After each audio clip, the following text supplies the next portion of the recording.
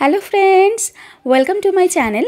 আমার চ্যানেলের আরও নতুন একটি ভিডিও দেখার জন্য আপনাদের সবাইকে ওয়েলকাম, এবং যারা আমার ফেসবুক পেজ থেকে দেখছেন তাদেরকেও ওয়েলকাম জানাই আমার নতুন একটি ভিডিও দেখার জন্য। তাহলে চলুন আজকের দিনটি শুরু করা যাক এবং সারা দিনের খুঁটিনাটি গল্প আপনাদেরকে বলা যাক।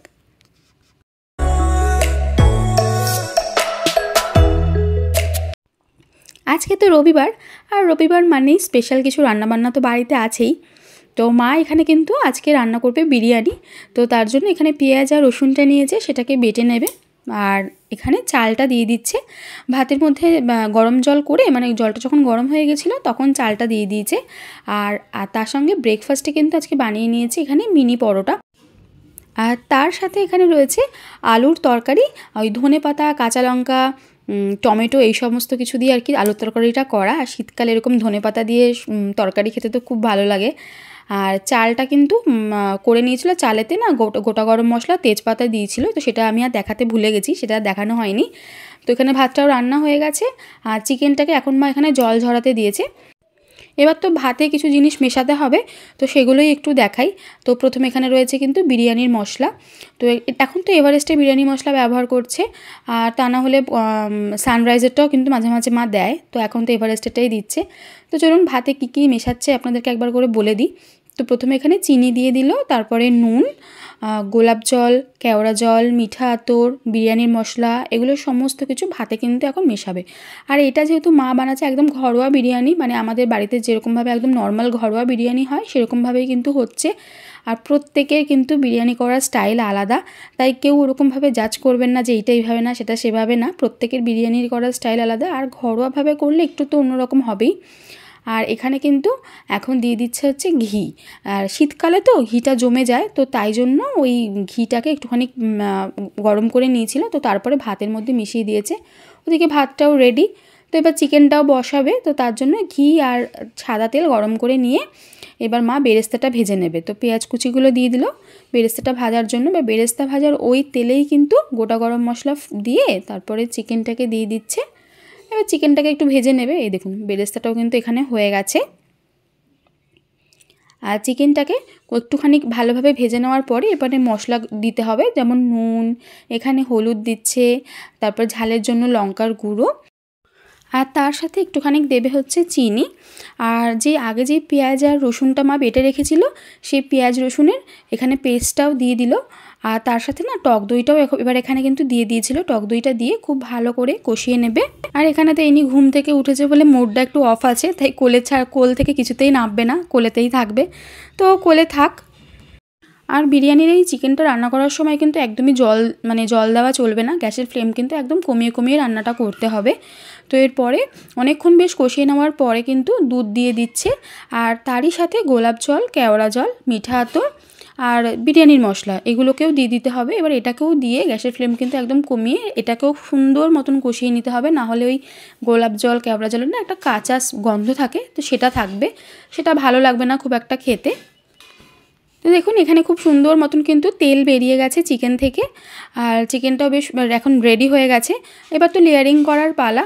তো প্রথমে ভাতের মধ্যে ওই বেরেস্তা দিয়ে দিচ্ছে, তারপরে চিকেনটা দেবে। যেহেতু ভাতে সমস্ত রকম মশলা, গোলাপ জল, কেওড়া জল এগুলো মেশানোই ছিল, তাই জন্য এরকম লেয়ার করার সময় আলাদাভাবে আর করে দিচ্ছে না। আর চিকেনেও তো সমস্ত কিছু দেওয়া, তো এবার ওই জন্য প্রথমে ভাত, বেরেস্তা, তারপর চিকেন, আবার ভাত, বেরেস্তা, চিকেন, এরকমভাবে করে দিয়ে দিয়ে সব লেয়ারিংগুলো করছে। আর এই বিরিয়ানিটা দমে দেওয়ার প্রয়োজন পড়ে না, এটা এমনিতেই কিন্তু এখন এটা রেডি।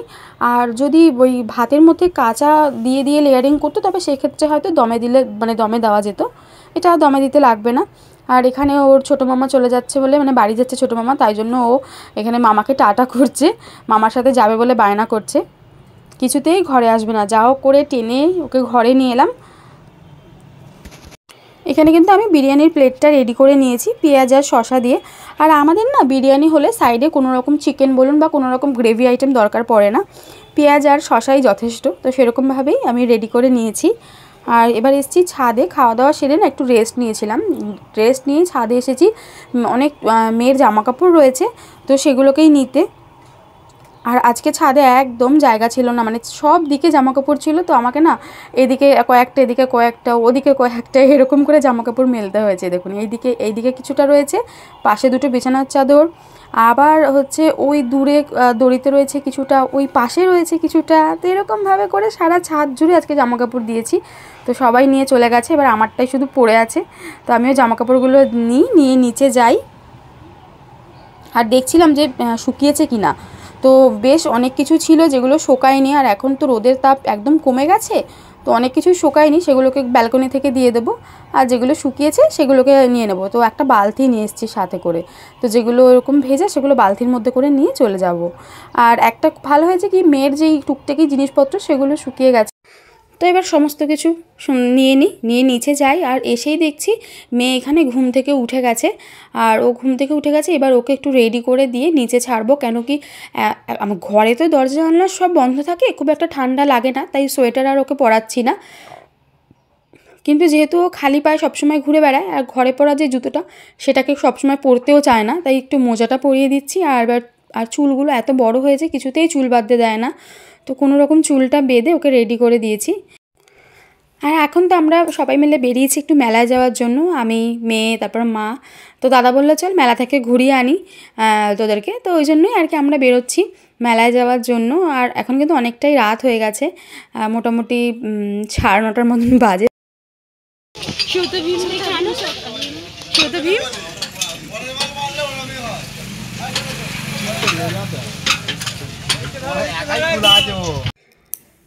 চলুন দেখি কি নেওয়া যায়। মোটামুটি না হাতে গোনা কয়েকটা দোকানই খোলা ছিল, মানে 4-5টা দোকান খোলা, অনেকটা রাত হয়ে গেছে তো, আর সেই জন্য খুব একটা দোকানপাট ছিল না।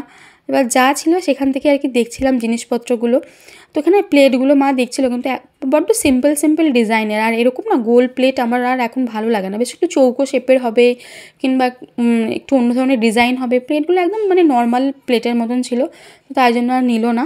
আর এখান থেকে নেব হচ্ছে তেলের এই কন্টেনারগুলো, তো দেখি কোনটা নিই। আর মেয়ের জন্য কিছু একটা নিতে হবে, তো সেটাই ভাবছি কি নেব মেয়ের জন্য।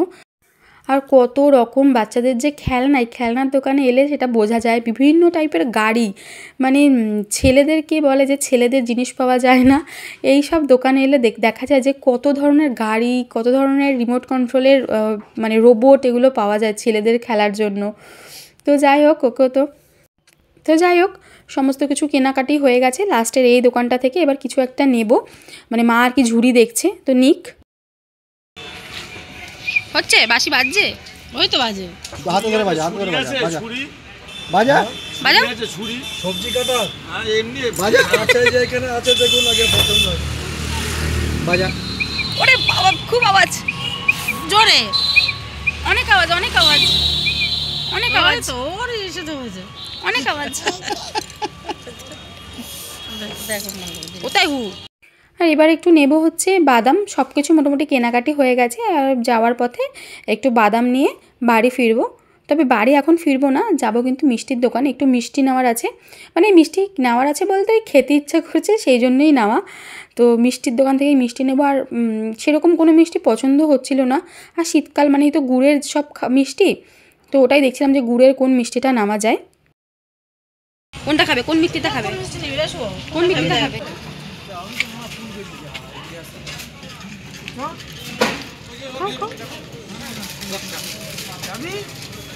ভালো ভালো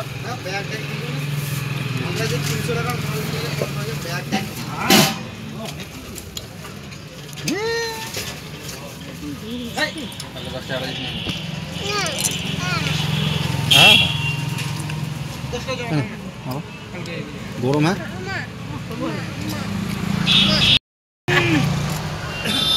আর নিচে এসে দেখুন, বাড়িতে এসে দেখছি এখানে গেট বন্ধ, তো দেখি কখন আমরা ভেতরে ঢুকতে পারি। অ্যাকচুয়ালি আমরা আজকে চাবিটাও নিয়ে বেরাইনি, তো তাই জন্য অসুবিধে। তো দেখি এবার কতক্ষণ বাইরে দাঁড়াতে হয়। যাওয়ার সময় একদম মনেও ছিল না যে আমরা রাত্রেবেলা বেরোচ্ছি, চাবিটা সাথে করে নিয়ে যাই, তাহলে এরকম হয়তো হতো না। মামাকে ডাক, মামা কার মামা, মামার মামা ওদিকে বলছে তুই বাজা রাজ দেখতে গেলি।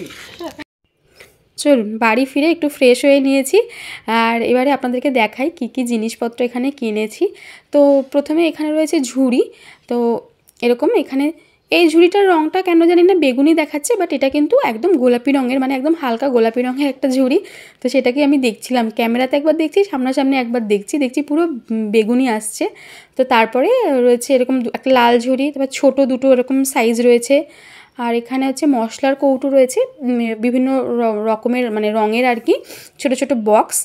আর মেলা থেকে যেই বাঁশিটা কিনেছে সেটা দেখতে পাচ্ছেন গলাতে ঝুলিয়ে রেখে দিয়েছে। আর তার সাথে রয়েছে কিন্তু এই ছাঁকনি নেওয়া হয়েছে। আর ওই তেলের যে কন্টেনারগুলো দেখছিলাম, তো সেখান থেকে এরকম দুটো কন্টেনার নেওয়া হয়েছে, একটা লাল আর একটা নীল, দুটো কন্টেনার। তো একটা সাদা তেল আর একটা সর্ষের তেল রাখার। তো এই হলো কিন্তু মেলার কেনাকাটি। তাছাড়াও কিন্তু বাদাম তো বললাম, বাদাম নিয়েছি। তো একদম সুন্দর এই ভাজা বাদামগুলো খেতে তো খুব ভালো লাগে।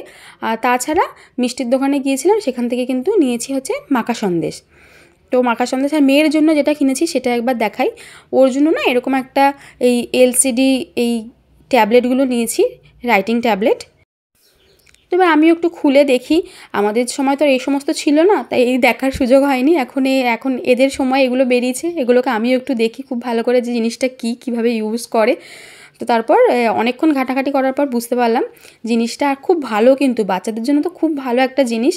ফোনের বায়না করে মানে বাচ্চারা, তাদেরকে ফোন না দিয়ে এরকম জিনিস দিলে ওরাও বেশ খুশি হবে। আর এরকম লিখে তারপরে এই ডিলিটের অপশানটাতে প্রেস করলেই ডিলিট করা যায়। আর এখানে কিন্তু অন অফের অপশানও আছে, মানে যদি অফ করে রাখেন তাহলে যতই যাই লেখালেখি করুন না কেন, তারপর ডিলিট বাটনটা টিপলেও কিন্তু আর ডিলিট হবে না। তো দেখুন ডিলিট হচ্ছে না। তারপর যখন আমি আবার ওখান থেকে অন করে দিচ্ছি, তখন আবার খুব সুন্দরভাবে কিন্তু পুরোটা ডিলিট হয়ে যাচ্ছে। আর ব্যাটারি অপারেটেড, মানে ব্যাটারি শেষ হয়ে গেলে আবার ব্যাটারি দিয়ে দেবেন, সুন্দর মতন চলবে। তো দারুণ একটা জিনিস, দেখেছেন? এবার আমি যে অন করলাম, তারপর ডিলিটটা প্রেস করলেই কিন্তু ডিলিট হয়ে গেল। আর এখানে হচ্ছে আমি আমার চ্যানেলের নামটা লিখে আপনাদেরকে মনে করিয়ে দিচ্ছি যে নতুন নতুন ভিডিও দেখতে এবং আমার ডে টু ডে লাইফস্টাইল দেখার জন্য ব্লগ উইথ প্রিয়াঙ্কা দেখতে কিন্তু একদম ভুলবেন না। এখানে আমি প্রত্যেক দিন আমি আমার কিন্তু ডেলি লাইফ আপনাদের সাথে শেয়ার করি। তো আশা করব ভিডিওটা ভালো লেগেছে। যদি ভালো লেগে থাকে তাহলে লাইক, কমেন্ট, শেয়ার, আর আমার চ্যানেলটাকে প্লিজ সাবস্ক্রাইব করে দেবেন, এবং ফেসবুক থেকে দেখে থাকলে চ্যানেলটিকে ফলো করে দেবেন। টাটা, দেখা হচ্ছে কিন্তু নেক্সট ভিডিওতে।